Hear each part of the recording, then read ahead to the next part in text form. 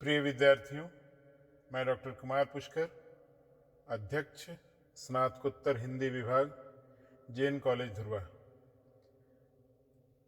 आज semester 3 paper C5 में दिनकर का जो पिछली 2 कक्षाओं में अध्ययन हुआ, आज उस अध्ययन को हम लोग समाप्त करते हैं। आइए शुरू करें। अंतर्राष्ट्रीयता। अंतर्राष्ट्रीयता का क्षेत्र राष्ट्रीयता से बहुत व्यापक है। इसके मूल में सर्वमानववाद की, विश्व बंधुत्व की भावना है। इतना निश्चित है कि अंतर्राष्ट्रीयता का मूल आधार मानवतावाद है। यह राष्ट्रों की सीमा से दूर हटकर संपूर्ण मानव मात्र में आत्मीयता का बोध कराती है और उनके कल्याण एवं सुख की भावना की ओर उन्मुख करती है। यह कहा जा सकता है कि अंतर्राष्ट्रीयता की भावना राष्ट्रीयता की तरह ही नवीन है, किंतु इसके विकास के बीज हम सुदूर अतीत में देखते हैं। भारतीय मानवतावादी विचारकों ने राष्ट्र की सीमा को विस्तार प्रदान कर सर्वमंगल का उद्घोष करते हुए कहा, सर्वे भवन्तु सुखिनः, सर्वे सन्तु निरामया, सर्वे भद्राणि पश्यन्तु, मां कश्चित् दुख भाग भवेत्। आधुनिक कविता की मुख्य प्रवृत्तियों के अंतर्गत डॉक्टर नगेंद्र ने भी अंतर्राष्ट्रीयता की भावनाओं का समर्थन करते हुए लिखा है, संस्कृति का मूल तत्व है आत्मा का संस्कार, जिसमें क्षुद्रता के लिए अवकाश नहीं रहता। इसमें प्रायः अपने गौरव के ही भाव हैं, दूसरों की हीनता के नहीं। इस विचारधारा पर गांधी जी के सर्वधर्म संभाव्य और रविंद्र की अंतर्राष्ट्रीयता तथा विश्व संस्कृति की कल्पना का गहरा प्रभाव था, जिसने जाति, संप्रदाय, देश के बृहत्तर इकाई को विश्व मानव की उदार भावनाओं को जन्म दिया। दिनकर की राष्ट्रीयता प्रदेश से देश और विश्व की दिशा में प्रयाण करती है। उनकी दृष्टि में सच्ची राष्ट्रीयता दूसरों पर आक्रामक स्वरूप नहीं दिखलाती, बल्कि विश्व बंधुत्व की एक स्वस्थ और सशक्त कड़ी बन जाती है। दिनकर के काव्य में हमें उदात्त राष्ट्रीयता के सभी तत्व मिल जाते हैं। कस्मे देवाय में धर्म वैविध्य को समाप्त कर समानता की भावना जगाते हैं। धर्म भिन्नता हो सभी जन, शैल तटी में हिल मिल जाएं। दिनकर के चिंतन में राष्ट्र ही नहीं, समस्त मानवता समाहित है। वे मानव जगत को कर्म में लय होने का मंगल संदेश देते हुए कहते हैं, कर्म भूमि में निखिल महितल, जब तक नर को काया, तब तक है जीवन के अणु अणु में कर्तव्य समाया।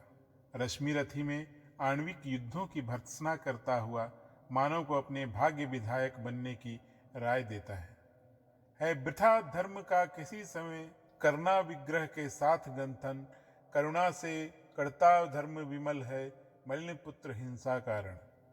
हिंसा और युद्ध को कवि घृणित कर्म मानता है। मैत्री, त्याग तथा सहिष्णुता को सर्वोपरि महत्व देते हुए राष्ट्रीय कंठ से विश्व मानवता का राग अलापता है, विश्व मानवता का राग गाता है। हिमालय के संदेश में वह हिमालय द्वारा विश्व को संदेश देता है कि भारत ही विश्व शांति का सूत्रधार हो सकता है। भारत एक स्वप्न, भू को ऊपर ले जाने वाला। भारत एक विचार, स्वर्ग को भू पर लाने वाला। भारत है संज्ञा विराग की, उज्ज्वल आत्म उदय की। भारत है आभा मनुष्य की, सबसे बड़ी विजय की। राष्ट्र देवता का विसर्जन और किसको नमन करूं में कवि विश्व बंधुत्व की ओर बढ़ता गया है। वह विश्व मैत्री के सादर स्वीकार की तीव्र उत्कंठा व्यक्त करता हुआ उसमें अखिल सृष्टि के अमृतत्व और शांति सुख की मंगल आशा ध्वनित करता है।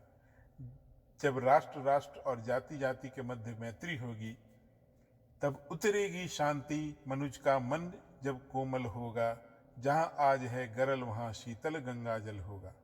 दिनकर ने चीनी मैत्री का डंक झेलते हुए देखा है। अतः वह गांधी जी के अजाधर्म के विरुद्ध शूर धर्म का अभयत्व प्रदायक मंत्र प्रचारित करता हुआ कहता है, शूर धर्म है अभय दहकते अंगारों पर चलना। शूर धर्म है अथवा शोणित असी पर धरकर पांव चलना। यदि समाज में समता और सद्भाव नहीं है, तो मात्र समाजवाद का नारा उछालने से मानव सुखी नहीं होगा। कवि का विश्वास है, मनुज का यह सुखभाग नहीं सम होगा। शमित न होगा कोलाहल, संघर्ष नहीं कम होगा। युद्धांतक से संतृप्त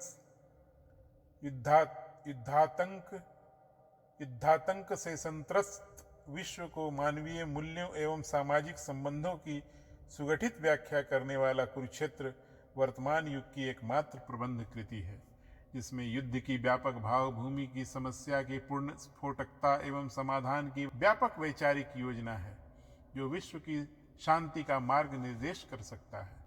कि आधुनिक हिंदी साहित्य में दिनकर अत्यंत प्रौढ़ एवं गंभीर विचारक हैं। उन्होंने अपने विचारों को अत्यंत काव्यात्मक भाषा में व्यक्त किया है।